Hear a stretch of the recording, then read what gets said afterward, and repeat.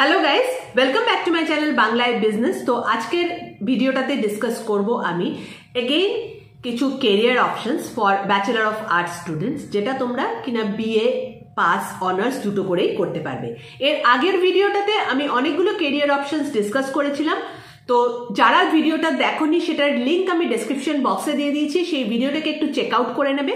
And এই ভিডিওটাতে আমি কিছু এমন কেরিয়ার অপশনস ডিসকাস করব যেটা কিনা ব্যাচেলর অফ আর্টস তুমি যেই সাবজেক্টগুলো নিয়ে পড়ছো সেই সাবজেক্টের ওপরেই কিন্তু তোমাকে সেই কেরিয়ারগুলো তৈরি করতে হবে। এটা না যে সেটা ছেড়ে তোমাকে অন্য কোনো কোর্স করতে হবে, সেইগুলো ডিসকাস করব, কিছু কোর্সেসও ডিসকাস করব, বাট সেই সাবজেক্টের মধ্যেই কিছু কেরিয়ার অপশনসও আমি ডিসকাস করব। ফার্স্টে যে কেরিয়ার অপশনটা ডিসকাস করব দ্যাট ইজ লিঙ্গুইস্টিক্স। লিঙ্গুইস্টিক্স মানে ল্যাঙ্গুয়েজ। ব্যাচেলর অফ আর্টসে সবাই বিএ ইংলিশ, বিএ হিন্দি, যে কোনো রিজিওনাল ল্যাঙ্গুয়েজ নিয়ে বিএ করতে পারো তোমরা। সংস্কৃতে অনেকে বিএ করে থাকে, তারপরে বেঙ্গলিতে তো করে। তো যারা তোমরা ল্যাঙ্গুয়েজ নিয়ে গ্র্যাজুয়েশন করছো তাদের জন্য স্পেসিফিক্যালি আমি বলতে চাই যে অনেকেই এরকম করো যে হয়তো শুরু করলে গ্র্যাজুয়েশন, কেননা গ্র্যাজুয়েশনে যখন তোমরা এন্ট্রি নিচ্ছিলে তখন বুঝতে পারোনি কি নিয়ে নেবে, তারপরে 3 বছর গ্র্যাজুয়েশন করে তোমাদের মনে হয় যে না এটা ভালো লাগছে না, অন্য কিছু একটা করি, এটাতে কোনো ভবিষ্যৎ নেই। বাট এটা কিন্তু অ্যাকচুয়ালি রং। লিঙ্গুইস্টিক্সে কিন্তু প্রচুর ভালো কেরিয়ার অপশনস থাকে, সেখানে পার্টিকুলারলি একটু যদি ফোকাস করা যায়, ভালো করে ল্যাঙ্গুয়েজটাকে শেখা যায়, ভালো করে ল্যাঙ্গুয়েজটাকে রপ্ত করা যায়, সেখানে খুব ভালো ভালো কেরিয়ার অপশনস তোমরা তৈরি করতে পারবে।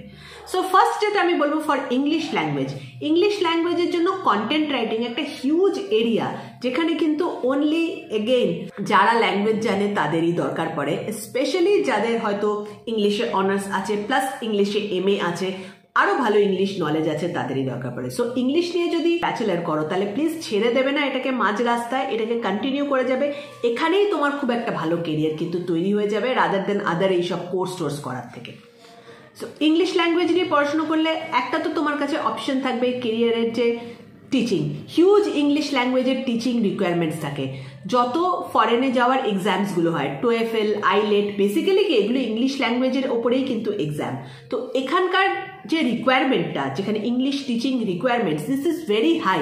সো ইংলিশ টিচিং যদি স্কিলস তোমার কাছে থাকে, সেখানে কিন্তু একটা হাই পেইং কেরিয়ার প্লাস একটা স্টেবল জব, এই দুটো তোমরা পেয়ে যাবে। আর যদি মনে করছো যে ইংলিশে আমি খুব ভালো কিন্তু আমি টিচিং লাইনে যাব না, টিচিং করব না, in that case content writing প্রত্যেকটা কর্পোরেটের দরকার হয়। কন্টেন্ট রাইটিং প্রত্যেকটা মিডিয়া হাউস বলো, প্রোডাকশন হাউস বলো, হিউজ এখানে কিন্তু কন্টেন্ট রাইটারদের দরকার হয়, স্ক্রিপ্ট রাইটারদের দরকার হয়, যেগুলো এগেইন কিন্তু যারা ল্যাঙ্গুয়েজ যে স্পেশালাইজ করে তারাই করে।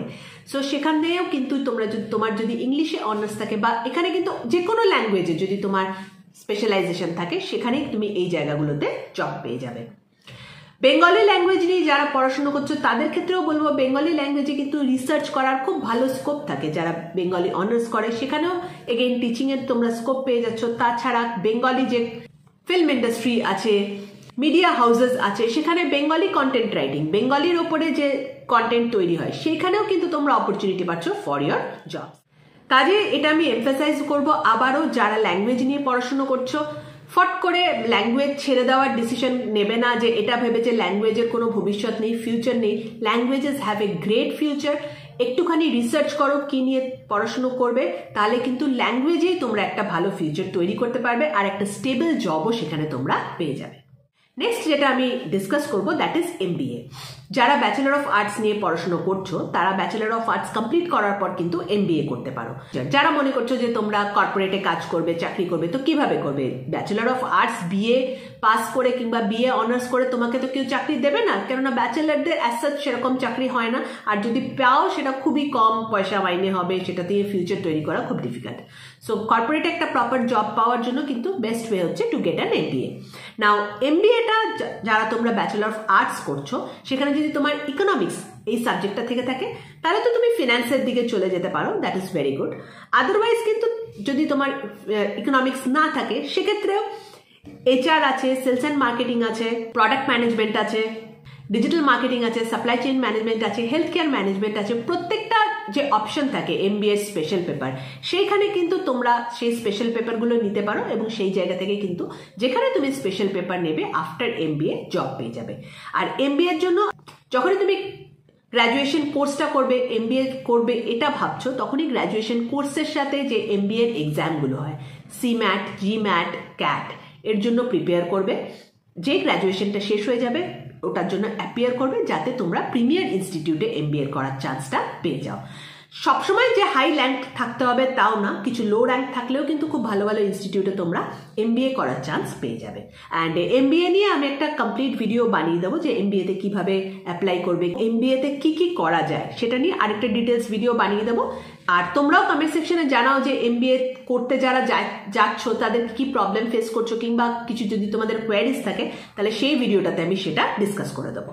Third important career option for bachelor of arts students যারা সাইকোলজি নিয়ে পড়াশুনো করো। সাইকোলজি নিয়ে যারা পড়াশুনো করছো মাঝপথে এই সাবজেক্টটাকে কিন্তু ছেড়ে দেবে না। Psychology has a huge future.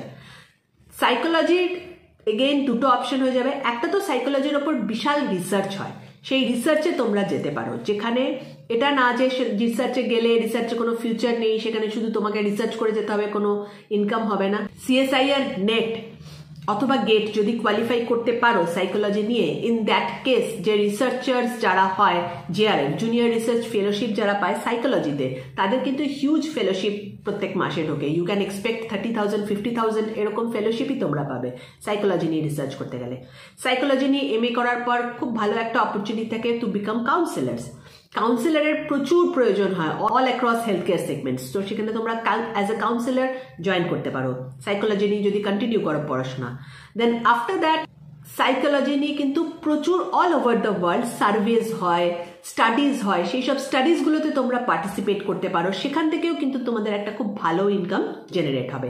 R of course teaching, higher studies, এগুলো তো সাইকোলজিতে প্রত্যেকটাই অপরচুনিটি থাকে। কাজেই যদি সাইকোলজি নিয়ে পড়াশোনা করো কিংবা সাইকোলজি যদি তোমার একটা সাবজেক্ট থেকে থাকে তোমার ব্যাচেলর অফ আর্টসে, সেটা কখনো ছেড়ে দেবে না। পারলে সেটা নিয়ে হায়ার স্টাডিজ করার চেষ্টা করবে, এমএ করবে সাইকোলজিতে। তার ছাড়াও যদি আরো কিছু থাকে পিএইচডি করার চেষ্টা করো, সেখানে কিন্তু তুমি ভালো একটা কেরিয়ার তৈরি করতে পারবে, স্টেবল জব হবে। এবং এইসব জায়গাতে কি হয়, কম্পিটিশন ইজ ভেরি লেস, খুব কম স্টুডেন্টস হয়, সেখানে কম্পিট করে আউটস্ট্যান্ড করার কিন্তু স্কোপ খুব ভালো থাকে। নেক্সট যে কেরিয়ার অপশনটা ডিসকাস করব, এই সাবজেক্টগুলো নিয়ে অনেকে পড়াশোনা করে বাট এটা বুঝতে পারে না যে এটা করার পর কি করব, সেটা হচ্ছে geography and geology.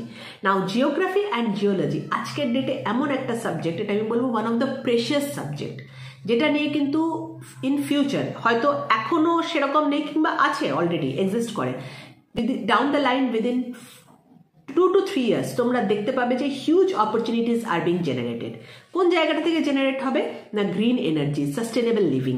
Climate change আমরা সবসময় দেখতে পাচ্ছি আমাদের আশেপাশে, যত বেশি করে ক্লাইমেট চেঞ্জ শুরু হচ্ছে তত বেশি কিন্তু কোম্পানিজ বলো, গভর্নমেন্ট বলো, প্রত্যেকেই কিন্তু এই জিনিসটা চেষ্টা করছে যে এই ক্লাইমেট চেঞ্জের সাথে কিভাবে কোপ আপ করা যায়। তো ক্লাইমেট চেঞ্জ নিয়ে স্পেশালাইজ কারা, যারা জিওগ্রাফি নিয়ে পড়াশোনা করছে, জিওলজি নিয়ে পড়াশোনা করছে, এরাই। ক্লাইমেট চেঞ্জের মধ্যে খুব ইম্পর্টেন্ট একটা জিনিস পড়ে যায়, that is ocean studies. Ocean studies নিয়ে কারা পড়াশোনা করে, নয় জিওগ্রাফি স্টুডেন্টসরা পড়াশোনা করে, নয় জিওলজি স্টুডেন্টসরা পড়াশোনা করে। তারাই কিন্তু জানে যে এই যে ওশান, যে ওয়াটার, এগুলোকে কিভাবে প্রিজার্ভ করতে হবে, কিভাবে সাস্টেনেবল এনার্জি জেনারেট করা যায়। ইভি, ইলেকট্রনিক ভেহিকলস, যেটা আপকামিং একটা হিউজ মার্কেট তৈরি হতে চলেছে। তো এই সব জায়গায় কিন্তু এগেইন জিওলজিস্টদের দরকার পড়বে, জিওগ্রাফি যারা জানে স্পেশালিস্ট তাদের দরকার পড়বে। সো এই সাবজেক্টগুলো যদি তোমার আর্টসে থাকে, জিওগ্রাফি, জিওলজি, কখনো এগুলোকে ছেড়ে দিয়ে অন্য কোথাও সুইচ করার প্ল্যান রাখবে না। এই সাবজেক্টগুলোতে কন্টিনিউ করবে, where you can get a great future. আর ইনফ্যাক্ট জিওলজিতে তো প্রত্যেক বছর প্রচুর গভর্নমেন্ট রিক্রুটমেন্ট হয়, ইভেন ইন জিওগ্রাফি, যেখানে ওএনজিসি, কোল ইন্ডিয়া, যেসব কোম্পানিগুলো এইসব জিনিসের সাথে ডিল করে, mining industry, oil and natural gas resources, sustainable energy, এইগুলো নিয়ে যারা গভর্নমেন্ট অর্গানাইজেশনস ডিল করে, তারাও কিন্তু প্রত্যেক বছর ভালো রকম রিক্রুটমেন্ট করে from geography and geology students. আর ইনফ্যাক্ট জিওগ্রাফি, জিওলজি পড়ার জন্য তোমরা খুব ভালো ভালো ইনস্টিটিউটে চান্স পেয়ে যাবে।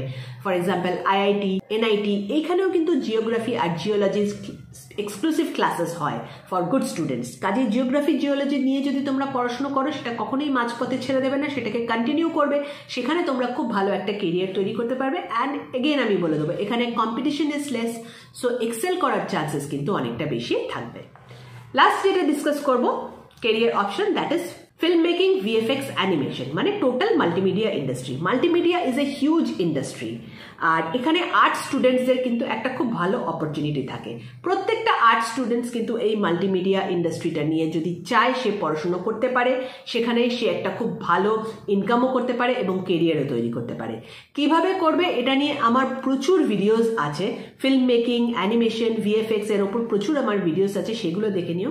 ফিল্ম মেকিং আমি স্পেসিফিক্যালি একটুখানি বলে দেবো যে ফিল্ম মেকিং মানে যে তোমাকে সিনেমা তৈরি করতে হবে সেটা কিন্তু না। ফিল্ম মেকিং আজকের ডেটে ফিল্ম মেকিং এ যেটা শেখানো হয় দ্যাট ইজ প্রোডাকশন, একটা কন্টেন্ট কিভাবে প্রডিউস করতে হয় in a video format. So সেইটা জিনিসটা যে শুধু আজকালকার ডেটে সিনেমাতে দরকার হয় কি এন্টারটেনমেন্ট ইন্ডাস্ট্রির দরকার হয় তা না, সেটা কিন্তু আজকালকার ডেটে কর্পোরেটসদের দরকার হয়, স্কুল কলেজেস সেখানে দরকার হয়, প্রত্যেকটা এরিয়াতে দরকার হয়। So film making, film studies নিয়ে অনেকেরই হয়তো মনে হবে যে এইগুলো নিয়ে পড়াশোনা করলে আমাকে সিনেমাতে কাজ করতে হবে, এটা কিন্তু একদমই রং। তোমরা কিন্তু ফিল্ম মেকিং, ফিল্ম স্টাডিজ নিয়ে কাজ করেও কর্পোরেটে কাজ করতে পারবে। এই ভিডিওটাকে এখানেই শেষ করছি। হোপফুলি ভিডিওটা তোমাদের কাজে লাগবে। আর কি কি কেরিয়ার অপশনস নিয়ে যারা ব্যাচেলর অফ আর্টস নিয়ে পড়াশোনা করছো তোমরা জানতে চাও, প্লিজ একটুখানি কমেন্ট সেকশনে লিখে জানাবে। ডেফিনেটলি আপকামিং ভিডিওসগুলো আমি সেটা নিয়ে তৈরি করব। Thank you for watching. Bye by.